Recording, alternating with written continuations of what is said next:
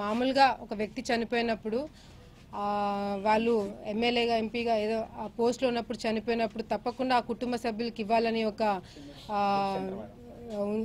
ఒక ఫాలో అవుతున్నాము. సో దాన్ని బట్టి ఈరోజు మరి గతంలో మేము వైఎస్ఆర్సీపీలో ఉన్నప్పుడు శోభా నాగిరెడ్డి గారు చనిపోయినప్పుడు కూడా మన ముఖ్యమంత్రి గారు పోటీ పెట్టలేదు. కుటుంబం సభ్యులకే ఇవ్వాలని చెప్పి కూడా ఆ రోజు ఆయన పోటీ పెట్టకుండా మాకు ఇవ్వడం జరిగింది. మరి ఇప్పుడు కూడా అన్ని పార్టీలు కూడా అదే పద్ధతి ఫాలో అయ్యి భూమా నాగిరెడ్డి లాంటి ఒక వ్యక్తి చనిపోయినప్పుడు వాళ్ళ మీద పోటీ పెట్టకూడదనే ఒక ఆలోచనలో కూడా అందరూ ఉన్నారని కూడా మేము నమ్ముతున్నాము. చూడండి, ఇంకా మేము మా కుటుంబ సభ్యుల నుంచి మేము ఒక కంపల్సరీగా భూమా నాగిరెడ్డి గారి ప్లేస్లో పెట్టడం జరుగుతుంది.